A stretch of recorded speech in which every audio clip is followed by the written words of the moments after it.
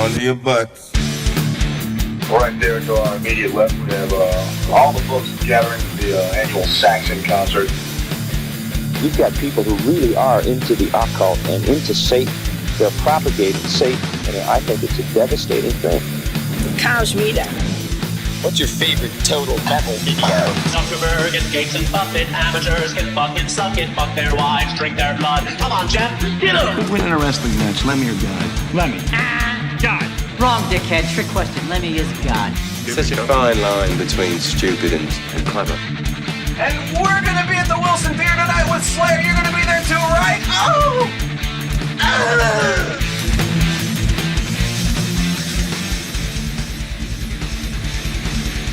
Alrighty. Welcome to Some More Time Podcast, everybody. SomeMoreTimePodcast.com is where you find us online. To all of our goodies there. Facebook, the Twitter, the YouTube, Instagram, all that good stuff. So check us out there. All of our episodes streaming there. So yeah, we're back. We got more 1991 albums to talk about. Before we get going, do some introductions. I am Eric. We've got Joe here. Hi. We've got Hi Keith there. here. Hello. And we got Tim. Hello. It helps when you point like that. Yeah. I was ready to. All right. Boy. So this episode we're talking about the band Lucy Brown. Yeah, Everybody knows Lucy Brown. Yeah, not just a lyric from Mac the Knife. But yeah, let's actually start that because, like, all right, we're talking about 1991, huge year.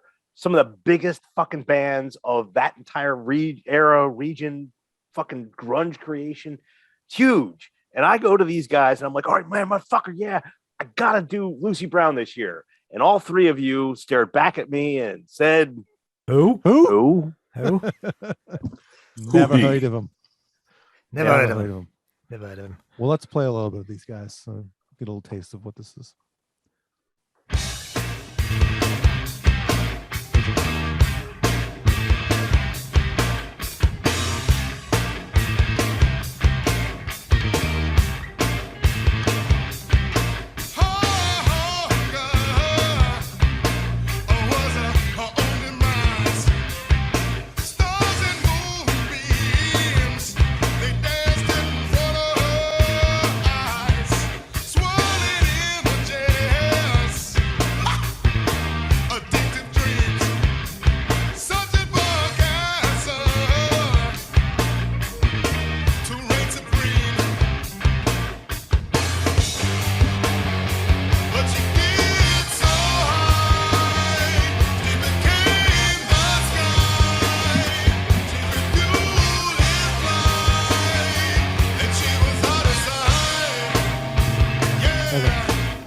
Out there.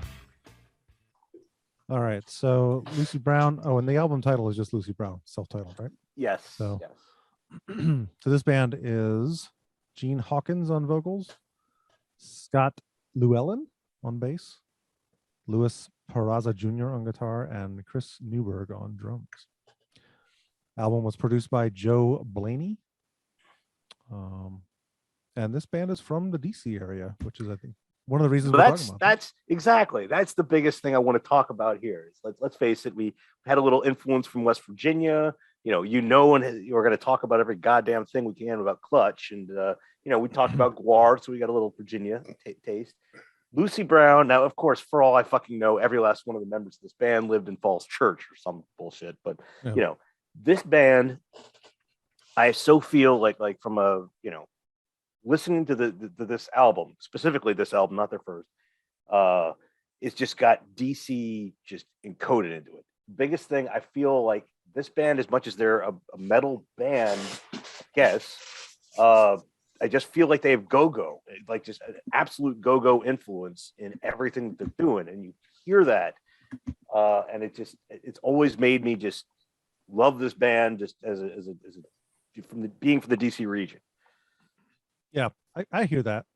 I mean, that's, the DC is the birth of go-go, right? So it's I mean, the funny thing is that all the research I've done, like kind of trying to, listen, read interviews and all that stuff, go-go never gets mentioned at all. And it's just Huh. like, well, am I hearing something differently then? What's I fucking up? You got the Yeah, it funk sounds bass like- going on. Well, the biggest thing when it comes to go-go, it's kind of the back and forth chorus. Like one guy's just like, hey, and then everyone else yells back. And let's see here. There's a number of tracks that they do that in. I have on that, but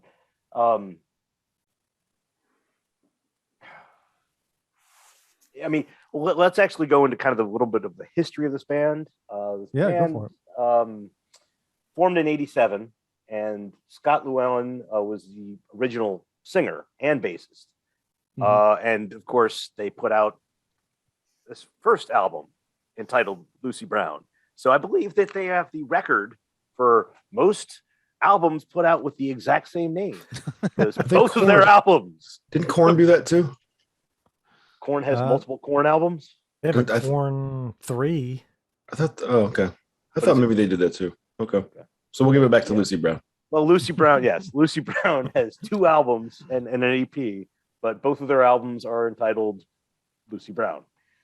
One way or another, that first album. Let's see. I got a good quote on this.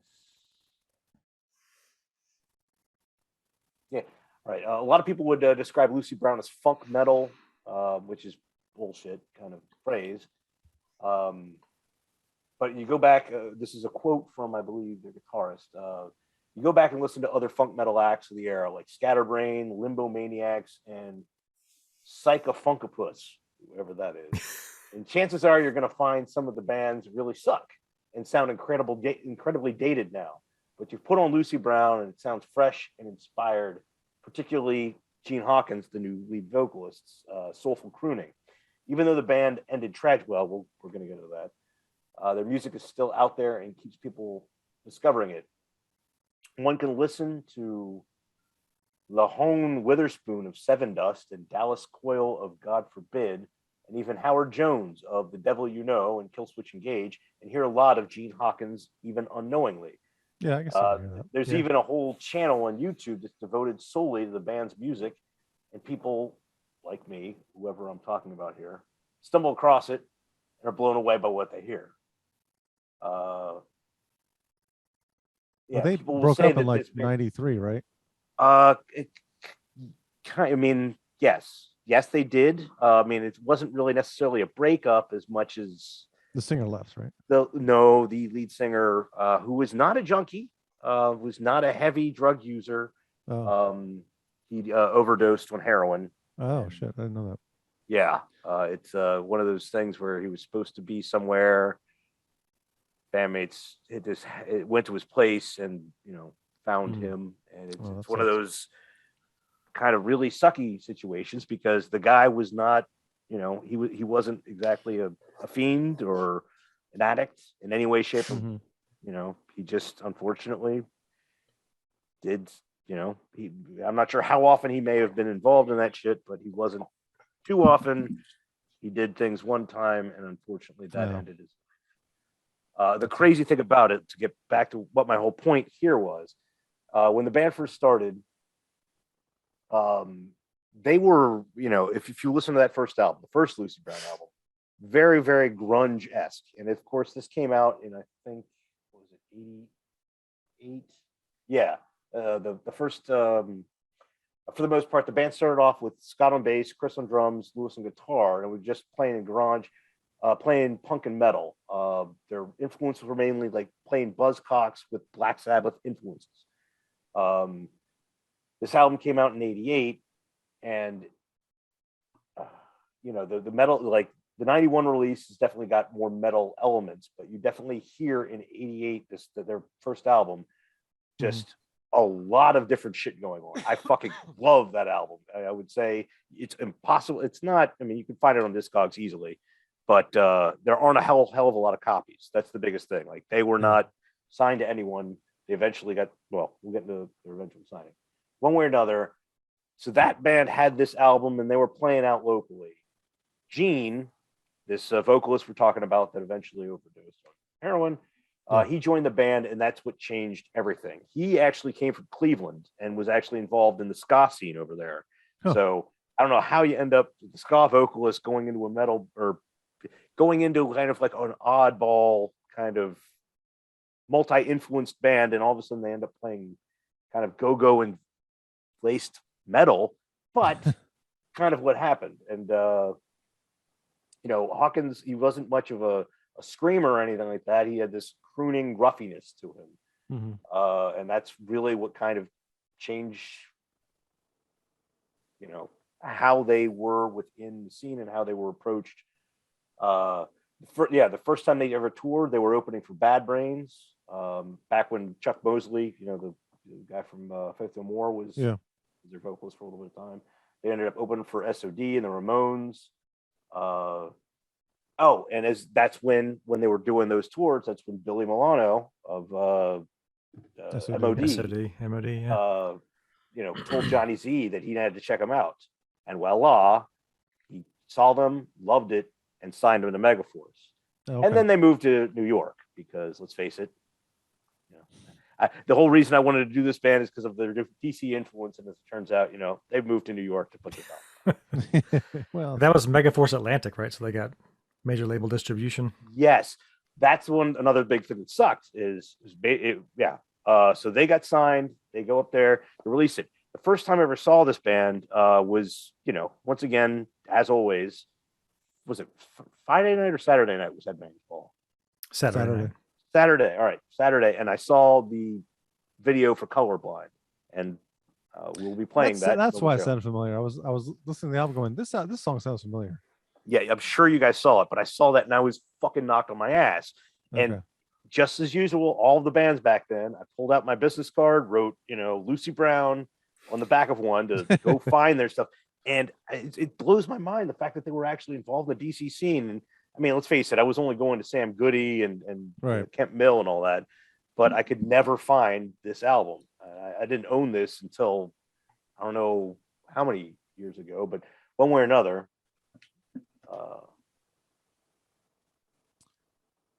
so that is the touring and all of kind of more their punk alignment in at least the music scenes is what ended up leading them to getting signed to Megaforce. Unfortunately, it was right around this time that Atlantic sold, because that's the one thing. Atlantic was going to actually give them good distribution. Things fell through between Atlantic and Megaforce, and that's what led to them really kind of dissolving into the ether of the music industry. Yeah, it's 91 too, so that's kind of rough. Then early 90s were pretty tough on a lot of bands, especially a band like this. Where do you put them? Right. Yeah, Johnny Z's deal with Atlantic for distribution fell through, and that's what led this band to kind of, they fulfilled the contract with Megaforce putting out their first album, and they just moved back to DC. And we'll get into what happened after that.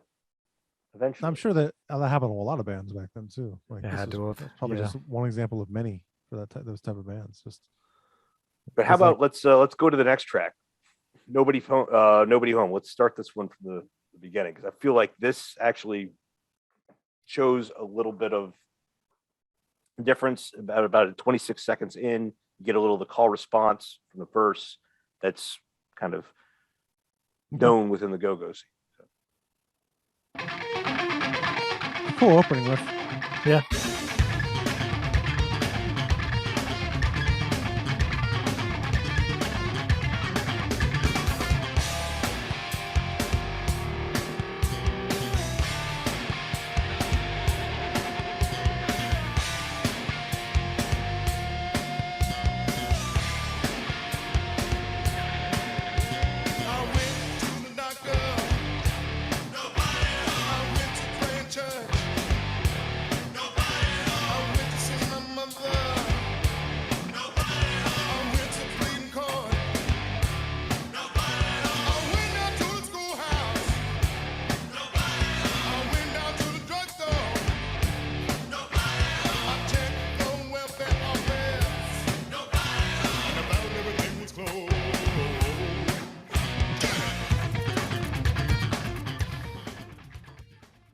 I don't like the vocalist. I'm sorry. I gotta say, not a fan of his vocals. He's very He's very DeAndre Cole from What's Up With That. What is that? You guys don't know. I didn't know it either until you showed me, but yeah.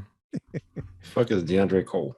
Let's see if it's probably Saturday Night Live an ad. skit. Woke up this morning and I got out of bed. Had a big old cup of coffee to clear my head.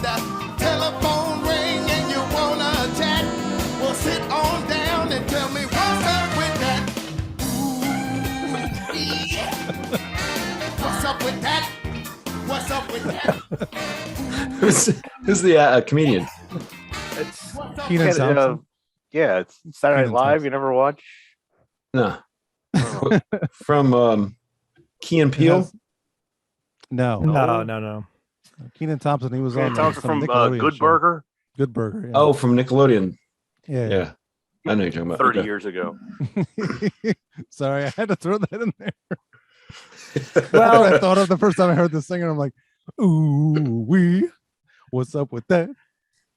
And they got This- Jason you know. Sudeikis dancing back there. I thought of Keith and Joe bashing Mordred, calling that guy a dollar store Mike Patton. And I'm like, I This might have guy's a- gone easy on this. This guy's guy. it's like, yeah, he's got It's got like there's, Isaac there's Hayes a vibes. there's a Corey Glover, but I can't really pull it off on a kind of a vibe, or maybe Little Fishbones. I can't remember the name of their singer, but I don't know. It didn't work for me. Yeah, I had a hard time with it. Music, I think the music's great. The band is really good. Bass guitar is awesome. Yeah. Musicians are really good. Yeah. I get a lot of Red Hot Chili Pepper vibes from this band, for sure. Like Mhm. early Red Hot Chili Peppers. Yeah, finally. I was looking for it. I've been looking for it on Discogs. What? This band, Lucy Brown. Oh. Oh. I just wanted to get an idea of what's out there with them. Well, we'll get there. There's only 2 albums and 1 EP. I want to get into that EP, or at least mention it, because I doubt we'll. It Honorable costs way too much. Like, there aren't too many of them floating around. But, Yeah, I just like that song we just played. Nobody saw my cool riffs, but I can't. Cheesy get ass into lyrics, the, man. Yeah, I can't get into. Went to the store. I went down to the doctor. I don't know. It's a no from me. okay, well, then let's at least get into Colorblind. This was the big hit, you know. This was the big not single, yeah. Well, this was the single. I saw the name of that song. I'm like, oh, this is about racism. Okay, Yes. cool. Yeah, it's They said they were going to fix it, and they didn't. They were going to make the world colorblind. Oh. I blame you, Joe. Had to be somebody.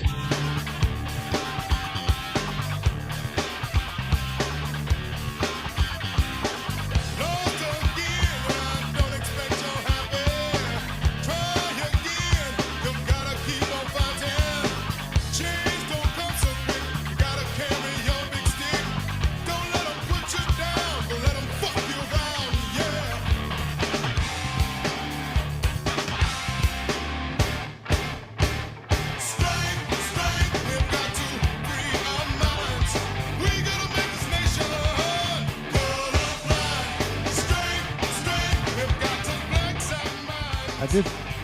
This song was like, this sounds like the single, so, and I'm pretty sure I'd heard it before. So when you said that you saw us on Headbangers Ball, I was like, that makes sense, because Yeah. it does feel like a song I've heard before. It's Some okay. of the songs did. Yeah, some of the songs did stick in your head. I mean, I played the Yeah. album 3 or 4 times, and they were stuck in my head. So, I mean, that's Yeah. It's a catchy chorus, and Yeah. not bad, Well, just not okay. great. I wasn't bowled over by it, but it was.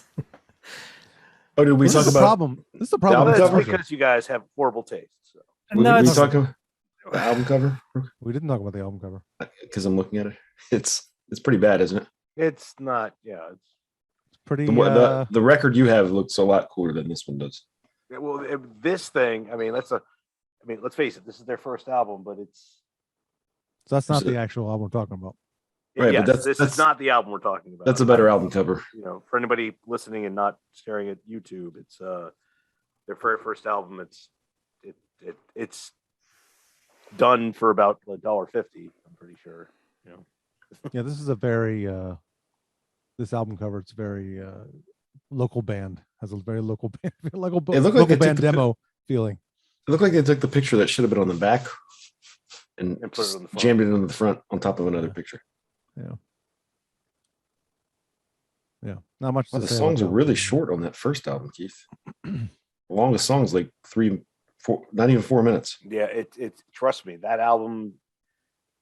I mean, let's face it. Using this vocalist, the bassist, of course, is it's the same musicians, so the bass is still just as fucking solid there, but the vocalist really changes how the overall thing sounds. So, Yeah. I mean, I would absolutely recommend. I mean, face it, I'm the one who put my fucking foot down and said, "Motherfuckers, you guys are doing this one," hoping that you guys would have enjoyed it more than It's got to it be. sounds like you guys have. But, It's like the Mordred thing. I'm sure, like when we hear Mordred, we hear what we heard in '89, right? And you guys had never heard it, and you're like, "Well, this sounds like a guy trying to do Mike Patton," and I don't like his vocals, and the music is generic, and this sucks. And we're hearing this is something we heard in 1989 that was fucking awesome, and it still sounds good. And that was at the time 2019. I mean, that's it's very similar thing.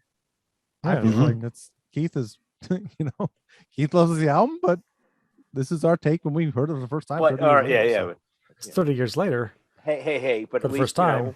get a little taste of DC, in the little mix here for our show. Yeah, that's cool. And it's not the music is good. Like, Yeah. if they had a better singer, I would like this album a lot more. You Yeah. should hear the first album. Then. And maybe I'll go listen to that then. I should listen to that one. I'm guessing that's on YouTube as well, right? Probably. That's where I pulled this. I couldn't find it. On No? the normal channel. No, on YouTube I found it. Oh, okay. But I almost never go to YouTube for music. No, me neither. Spotify is for assholes. I've been buying a lot more albums lately because I like more and more artists are like, don't listen to don't use Spotify because we get nothing as an artist. Yeah. So I feel bad. They get that 9/10 of a cent that Yeah. you get at gas station. Yeah, that's fucking bullshit. Yeah, I know. I think we give more money to artists than your average Joe. I think we do too. Yeah, for sure. I would imagine. I mean, Yeah. Why are we shell out a feeling lot of we shell out a lot of cash for Yes, for we do. our love of music. So this next song, Thoughts, Working Class. I thought the opening riff was very Sam's House. Huh?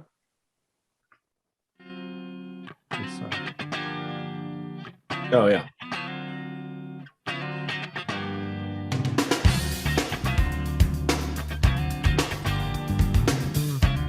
Old Sam's house. Yeah, I guess it's all old now. Yeah, really.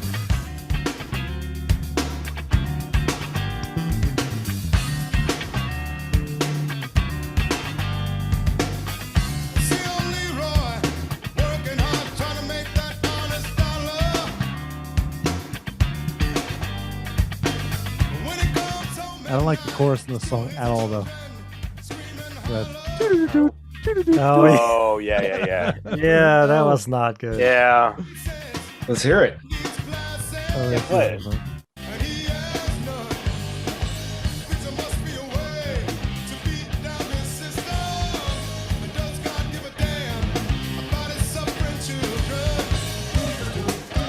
Oh yeah.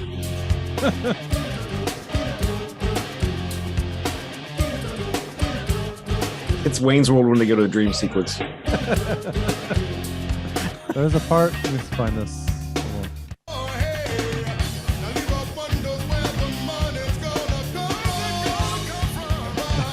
I don't like that call answer thing either.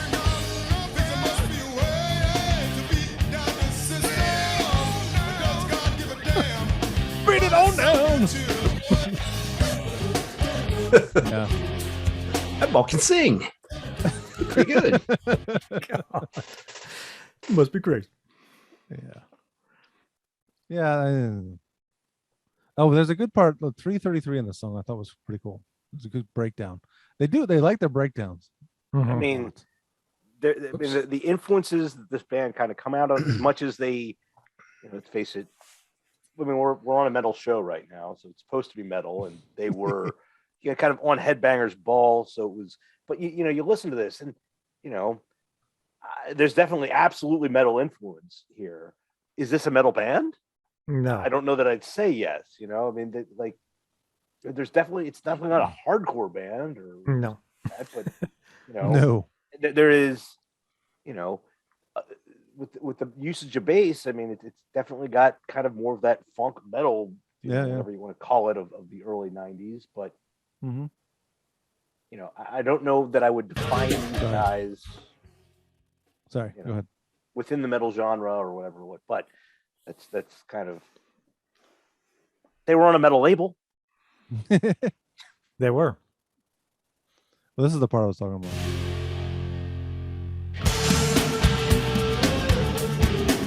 Yeah, that's cool. If they had saved the ooze for this part only, I'd be fine with it.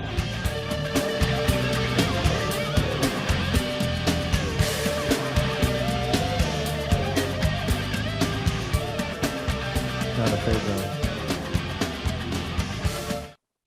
Yeah. So, I mean, vocalists make or break a band. They So, really do. if you don't like the vocals, you're gonna.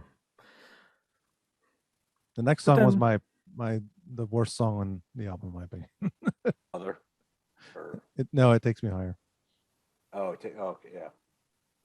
I thought Roots was the worst song on the album. I don't remember any of the songs specifically. All right. Well, that's nice. The way this one starts, like rock. Oh, that's totally Fight Like a Brave. Who? What? Oh yeah. Fight Like a Brave by the Chili Peppers. Oh yeah.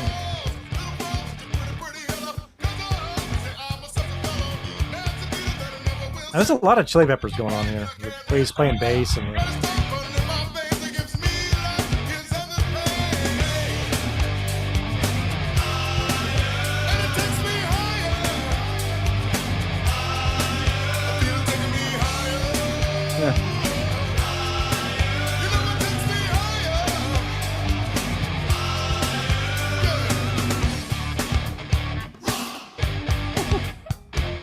Yeah, Roots was pretty bad too, actually. The production's actually good. The production's very good. Yeah. The only thing I would really say about good. the production, I didn't like his guitar tone, his heavy, like distorted guitar tone. I'm not a big fan of. It's a little too metal zone pedally for me. But Clean Town sounds really good. The bass and drums sound really good together. Yeah, they're really tight. I don't think the kick drum sounds very good. That's No? my biggest issue, I think. Yeah. It's they don't have any treble on it. It's that Yeah. a little muddy. like you're practicing in your basement sound. Yeah. But for a band that's kind of smaller and Yeah, I thought the guitar and bass sound really good. you can hear everything. It's got a good mix. Mm-hmm. You can bug out to it. You can bug out to it. It's got a funky beat. It's definitely got have a funky beat. It does, yeah. Definitely. No, I didn't mind Brother. Brother was a pretty good song, actually. The only I thing thought the about that- best song, Mold the Truth, I thought was the best. Mold the Truth was my favorite too. I think. Yeah, that was I thought the the best chorus one. was pretty heavy in that song. Yeah. But yeah, Roots was the one. You know why? Yeah, I know why. Yeah. Come on, yo. Is that Can you feel me? That was the part. I'm like, go, man. Can you feel Merle? Yeah, like some of the the vocals you kind of get used to it and you're like, all right, well that's what he does. Every now and then though he gets into like someone should have told you. Don't do that. Don't say. Don't say. Yeah. But Well, let's play Little Brother since we're on that song anyway. Yeah. This was not bad. My only problem with this one was he says only too much. I Piccolo believe the snare. repetition is another aspect of go-go. So, Oh. in way of the vocals. So. Yeah.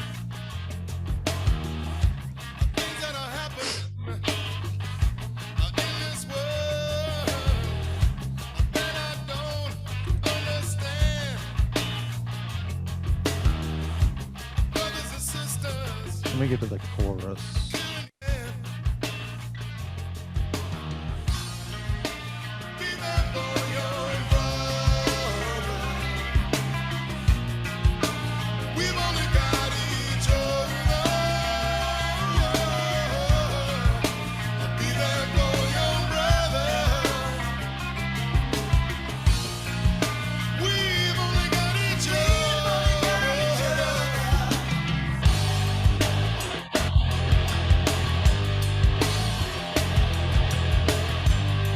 Good riff. Yeah. Good drums. Oh, well, I think it's the second chorus where he's like, "We own it, got to love it," whatever. You know. It's the only part I didn't like, but that's not a bad song. Yeah. But yeah, Mold of Truth is probably the best song. In Yeah. my opinion. Yeah, that was the one that stood out for me as well. Heavy chorus.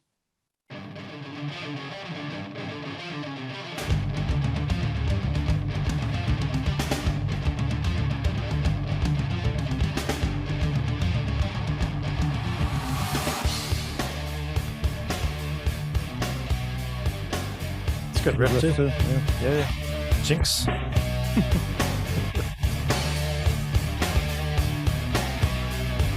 Sounds like something.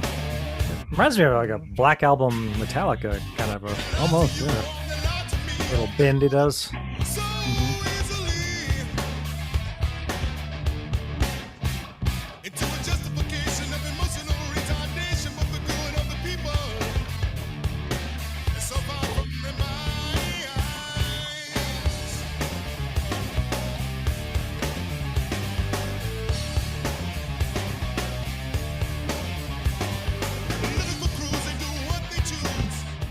I was gonna play the chorus. Let me see if I can find it.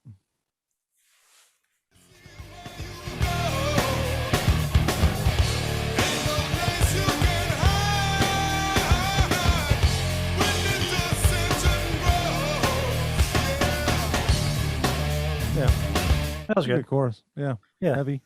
Like that one. Yeah. I think his vocals work better when the riffs are a bit heavier for some reason.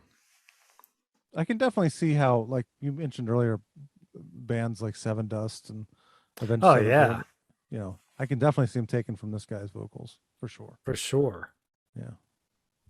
I mean, that's the Big one thing. Like, influence. I'd say, like, timing wise, I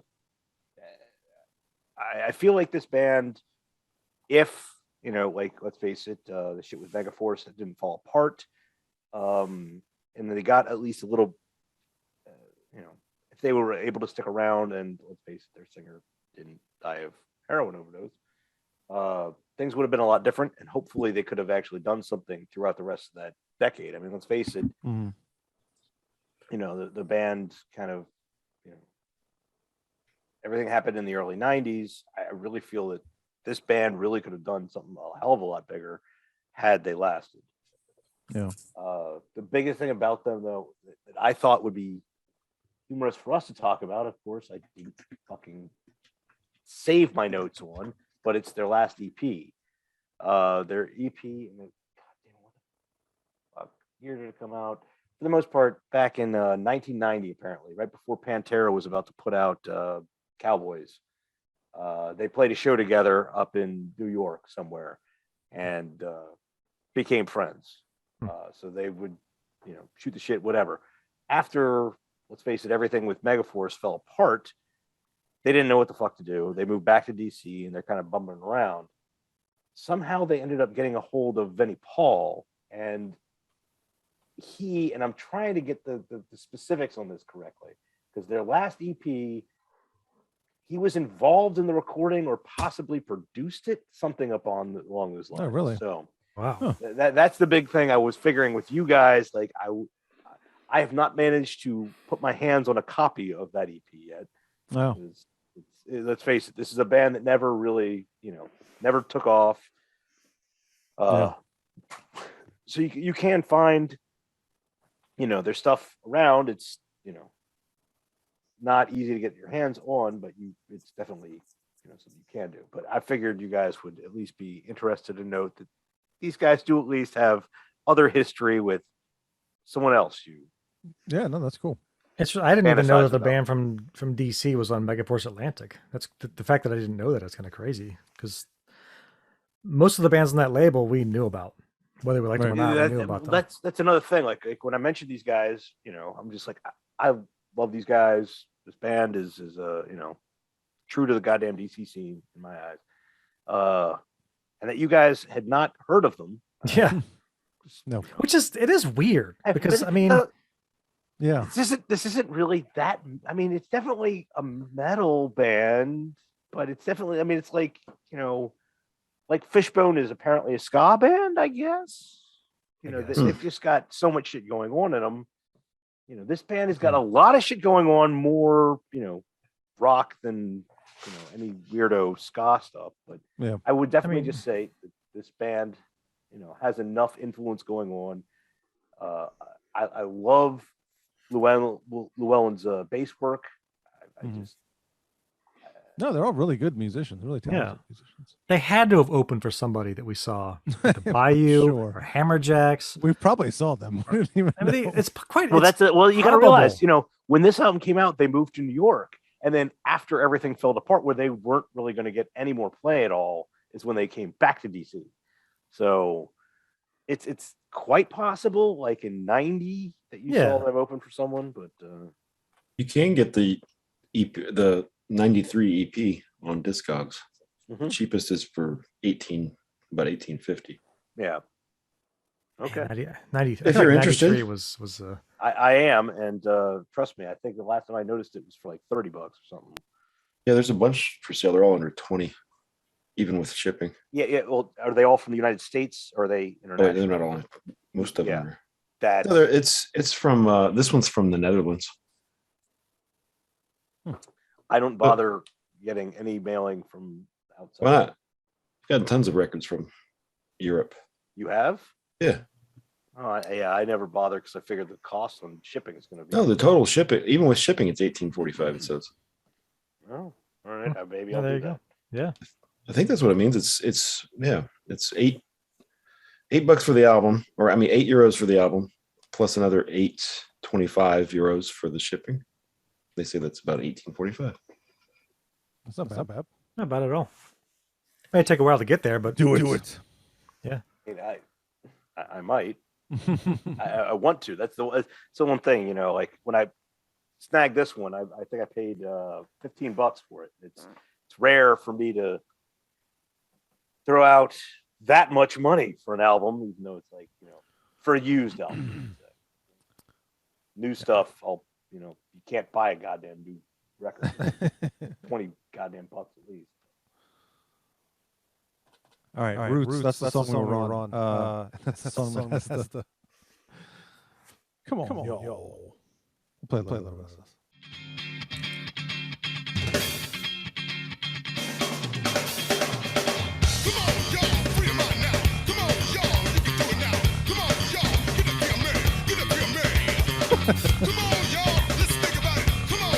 Feel me.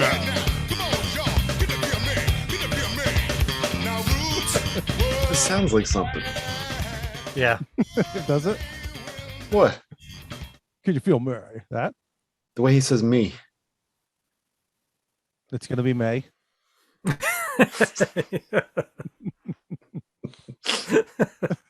That's probably it. Sure. We'll go with it. Yeah. It's going to be May.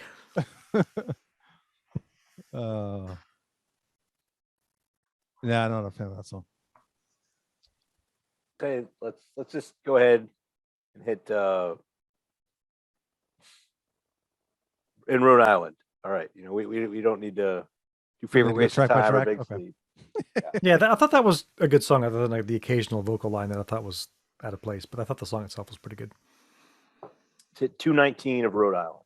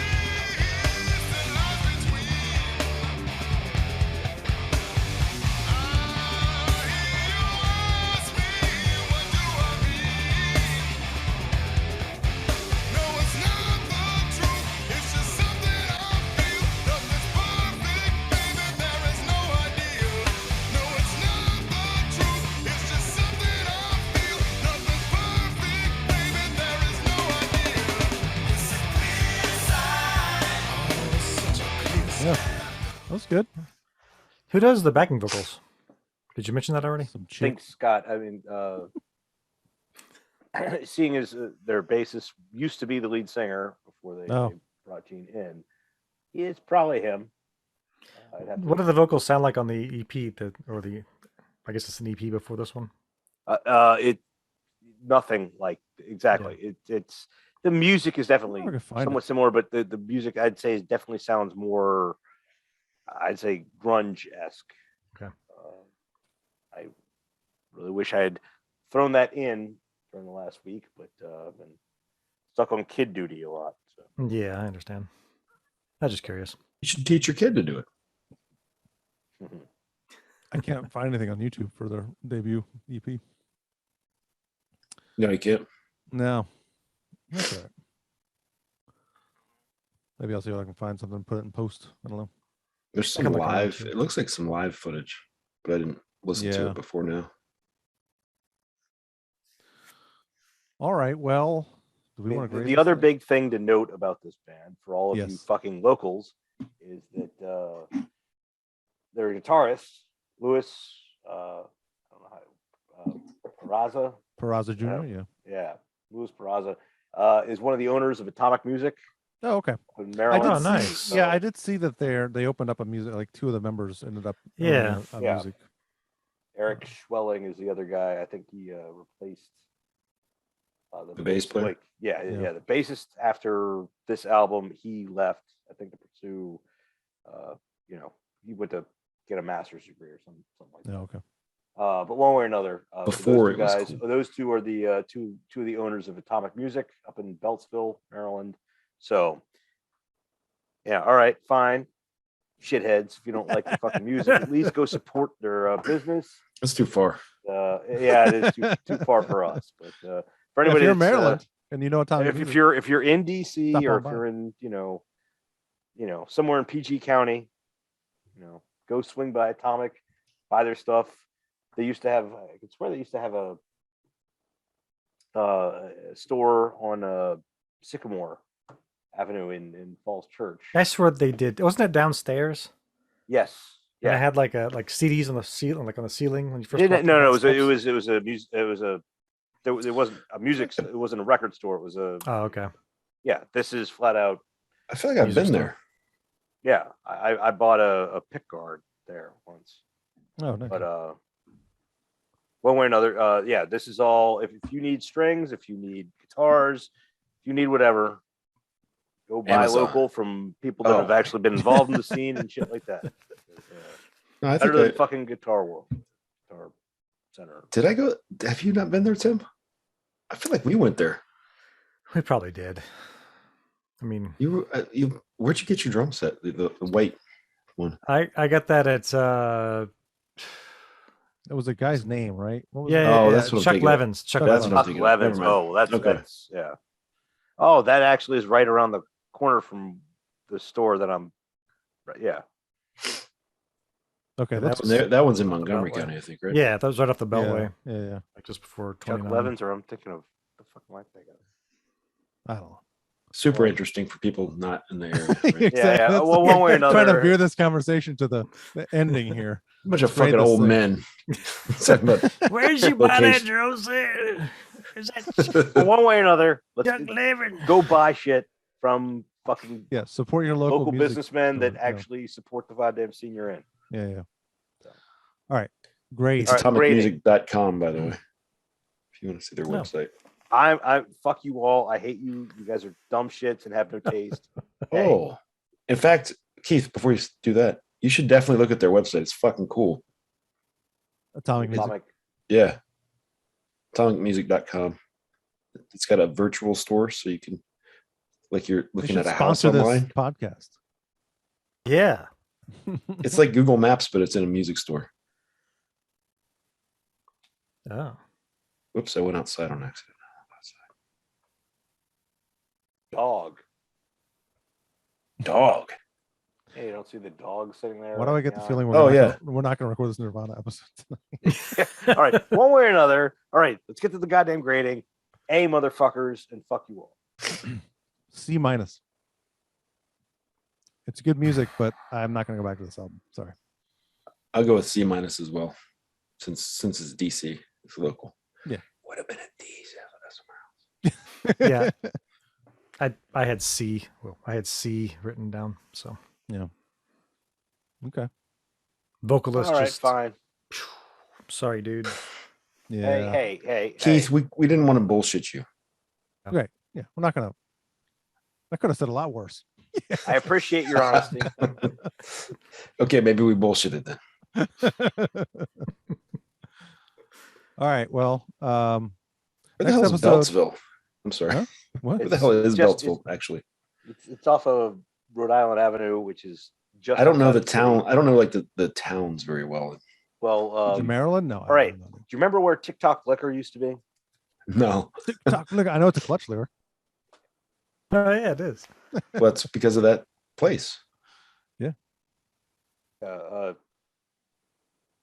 Okay. I don't know. I have Google Maps. I can figure it out. Okay, yeah. People don't want to know about Beltsville, Maryland, who are listening to this podcast. I have a feeling. What? Well, if they want to buy some gear, you can go there. Tell them Keith sent you. All right. See Well, what let's happens. close this out. Happy Okay. holidays, everybody, because by the time this post, it'll be the holidays. So have a Merry Christmas and Happy New Year, or Happy Hanukkah, or Kwanzaa, or whatever you celebrate. Enjoy it. Yeah. Happy holidays. Next episode will be probably 2021. So 2022. Sorry, 2022. I can't count. And It might it'll be Nirvana, because we're gonna have to extend 91 into Yep. next year. Unfortunately, Yeah. we got some more albums. Too that we haven't- many. Yeah. It's okay. So That's a podcast. all I right. don't think we're going to lose any listeners over us going into 2022 for No, 91 albums. no. Fuck you guys, you can't do that. All It's right. 31 years. All right. For Joe and for Keith and for Tim, I'm Eric saying.